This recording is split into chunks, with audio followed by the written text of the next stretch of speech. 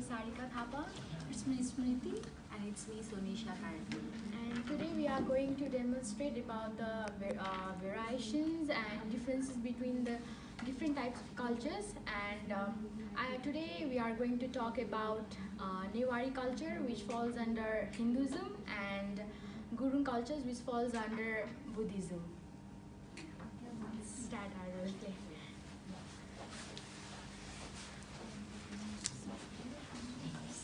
you. We are in class, we are trying to solve our Assessment assignment. problems. Hello, friends. Oh, Hello, hello. Hi, Sarika. Sarika. How are you? I'm good. Have you done your assignment? No, not yet. I haven't completed one person. Have you completed it? Oh, it's so stressful. Yeah. I have my assessments, which title is about the cultures and differentiations about these cultures, and the kind of misinterpretation which has been done regarding that culture. But it's so difficult that I couldn't find anything about the Gurung culture, but I have done some research about Newari culture. Oh, great. I have done some research on Burung culture. Let's exchange our information regarding that two cultures. Look. Okay. Okay, I will tell you about Okay. Newari cultures. Okay. Newari culture is a very old culture. Up to till date, Newari peoples are trying a lot to maintain its originality, and there are various type of festivals and customs, rituals they follow, and most importantly is there is called Bel Bivaha. Do you know about Bel? It's a fruit. I think I Not really. It's called wood apple. Oh, I have heard that. Yeah. I know a bit about that, but not really. Yeah, it's indicates Lord Vishnu, which symbolize fertility. So the pre-adolescent girls are married to the bale, which is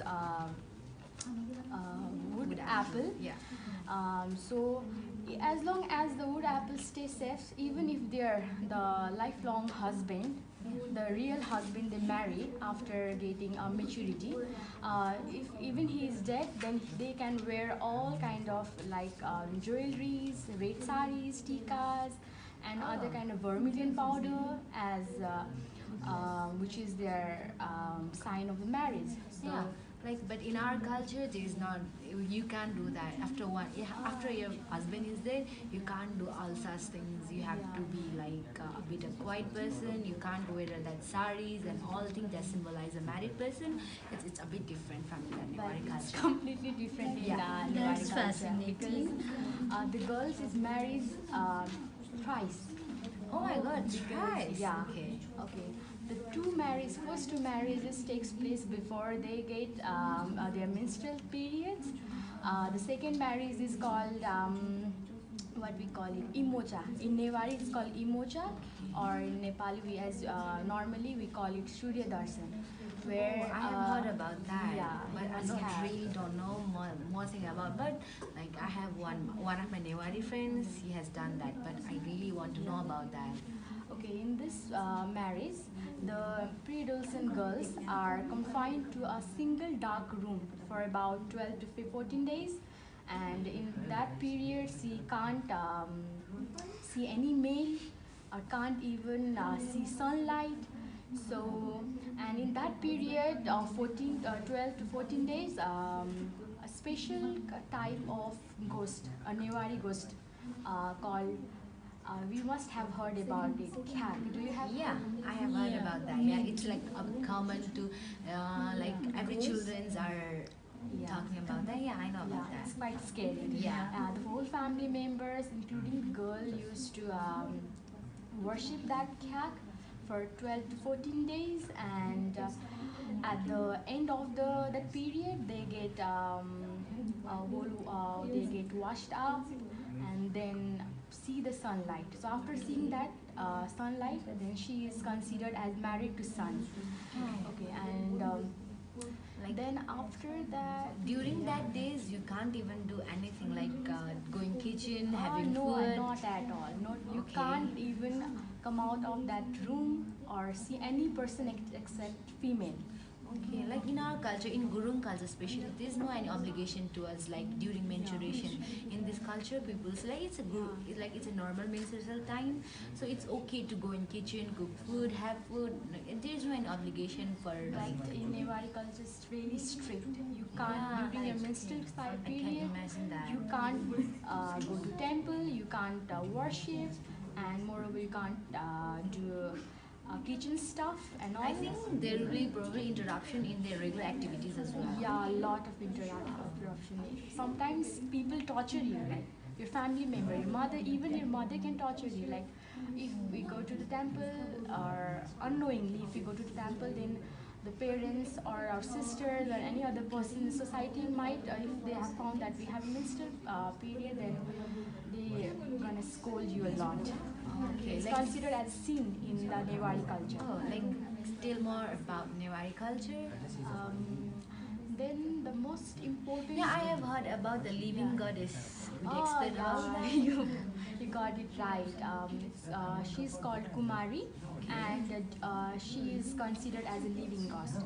During the process of selecting Kumari, um, among the hundreds of Sakya girls, like who belongs to a Sakya family, are accumulated in one place. They are tested for several things, like if we are, if you have, if a girl, a Sakya girl, have no fear while seeing the blood, wounds, and if she don't have any even a scratch on her body, and have some kind of spiritual power, then she is selected as a Kumari.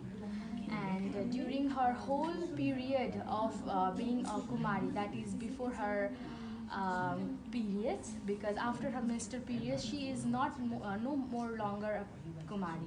So during that period, she there is a saying that she can't touch the floor. Yeah, she can't touch a floor with her legs.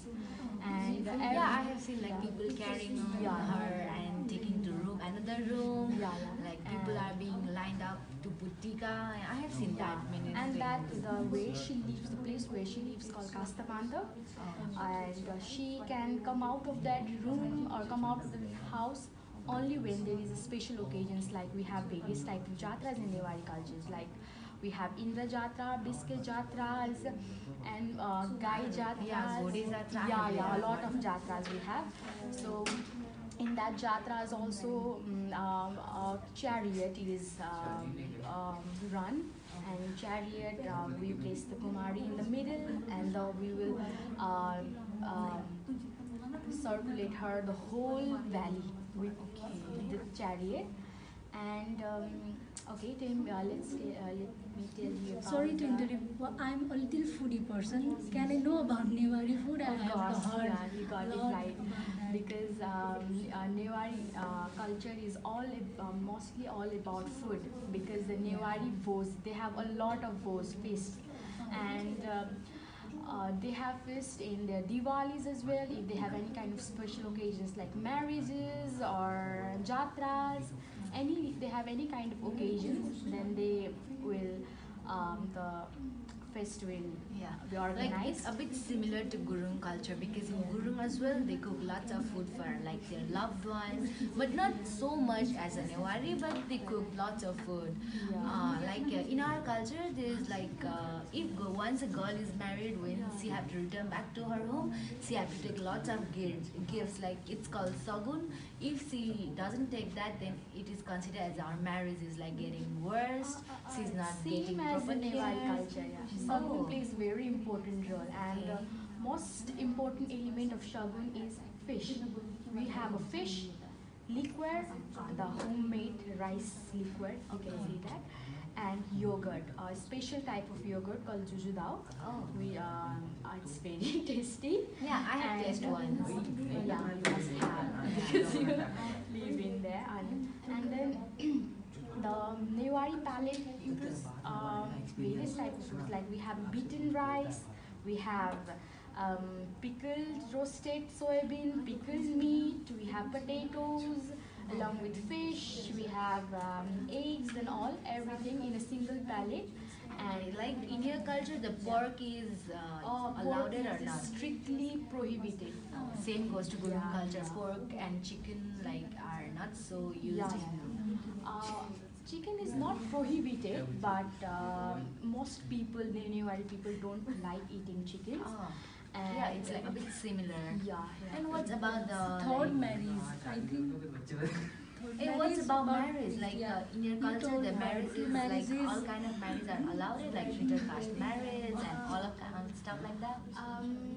With the time, nowadays, even a love marriage is accepted, but not wholeheartedly. Especially arranged marriage is mostly preferred. Oh, in our culture, that it's like love marriage is allowed. They can marry another caste like person. It's I think in Gurung culture, it depends upon their relationship status. Yeah, and I have heard about some types of marriage where you exchange the dagger. Yeah, It's like, called- I think it's called Gandharva. Yeah, Vivaha. Gandharva Vivaha. In that, like, if like groom and bride families here exchange like stuff like knife or like any kind of sagun, weapons, like they are officially married. Okay, It's and the culture. what does the sagun include? Like in Newari, there's fruits, food. Like it depends upon the personal, like person to person differs. It differs in person to person, like what they can offer. But in especially they have to bring lots of alcohol and like they have to bring lots of meat and stuff like that. Like I think it's more than enough for our assignment. Let's do. Thank you. Thank you.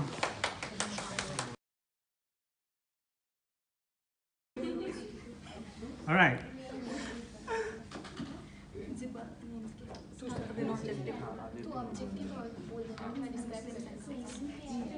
Hello everyone. This is our first group. Here we are going to differentiate between the Muslims and sects. So this is Samiksha. And I'm Ispa. I'm Jitesh. And I'm Mohammad Ziaullah. And today we are going to play the role of marriage. I'm going to get married for the third time. So as they don't know about my culture, and I'm going to explain them briefly. So let's go towards it. Okay?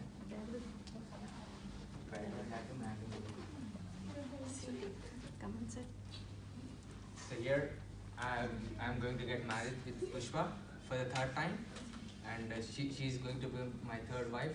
So they don't know about my culture. I'm going to explain them. Okay?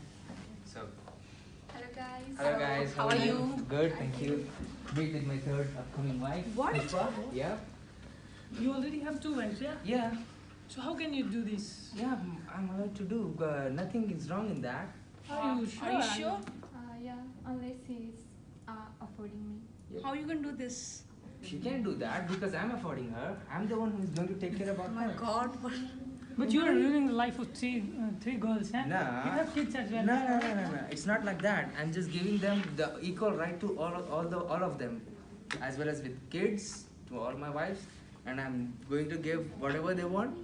So I'm affording them. So I have the right to do. So did you know that? But in our culture, it's not accepted. Like we're just allowed to marry once, and that is only.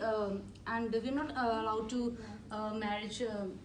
Second time, if we are only allowed to marry the second time if my wife get that or might be possible divorced. Okay. Now, in our religion, the thing is, we have the opportunity to marry the 4 women. Yeah. Okay. So only if we are going to afford them and we have to treat them equally. Only in that case we have to marry 4 women. If we can't afford, we don't have the right to ruin someone's life. So if your second wife is not ready and she doesn't accept your offer, so what you're going to do? What I have to do is I have to convince her first. Try to convince her with polite manner. Yeah. So even though if she's not convincing, what I have to do is I have to give her divorce, and by giving her equal whatever whatever she desires to take, like 50% of property or else for cash, whatever she want, I have to give But it to and I give have a to give divorce.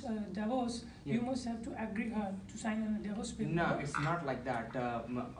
The thing is, I'm trying to convince her As she is not convincing, I have to give her divorce by saying talak, talak, talak. That's it. But how can you do this? Yeah, it's Is illegal. it easy Yeah. for you to do this?